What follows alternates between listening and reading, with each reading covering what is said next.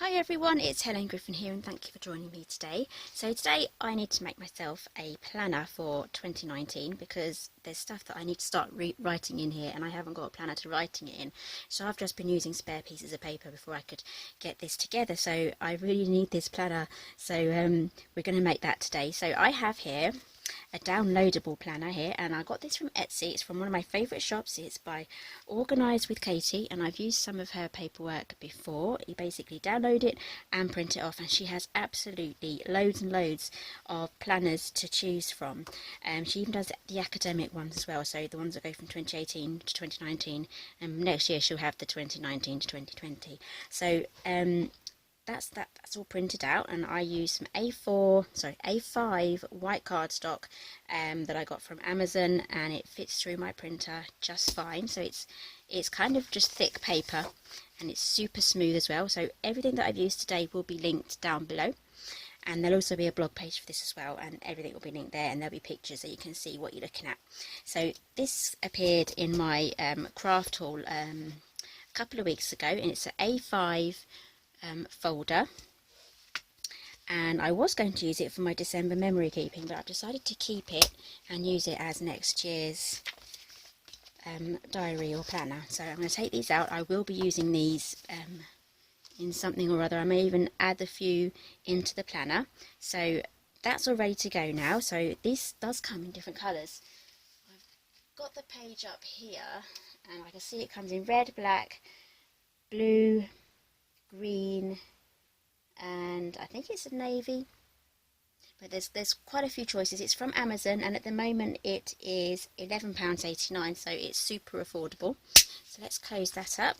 And in my haul from a few weeks ago from the same video as this one, I also bought myself a Rapesco planner punch, and it does all the different sizes here as well, so the link will be down below for that one. So I need to set this up to the right orientation.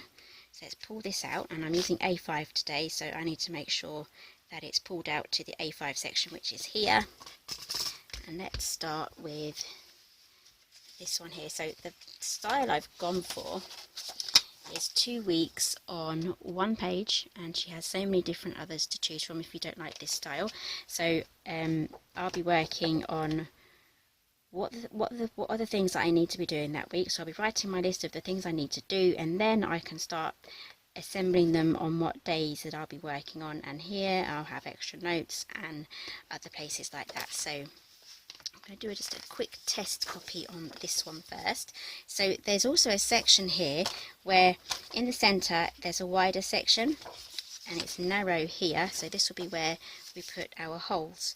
So I'm just going to slot that in there, and if it goes wrong I'll just print another one out. And then we turn that over, and then I'm going to test it in my folder. Just double check that that all goes in. It looks like it's lined up.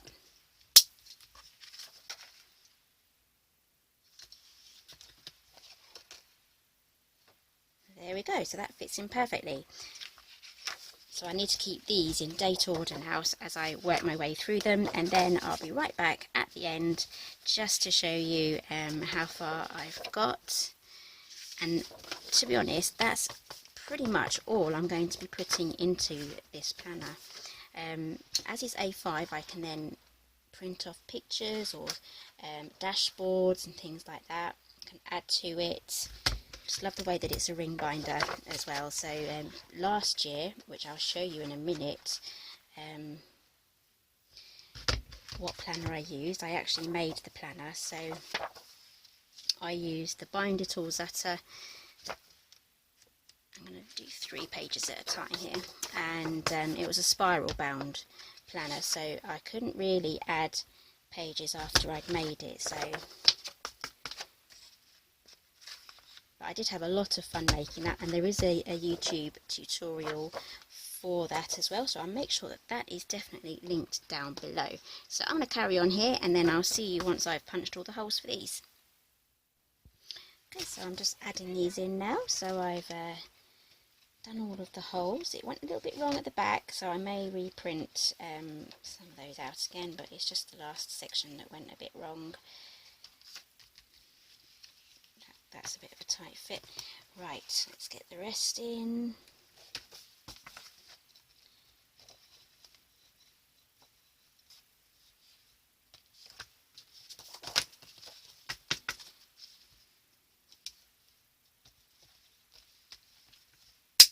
Okay, so there's even plenty more room there for extra things at the back, because I am planning on adding extra things at the back for notes and ideas and other things like dates and important dates and things that I need to remember. So I did say I'd show you my other one.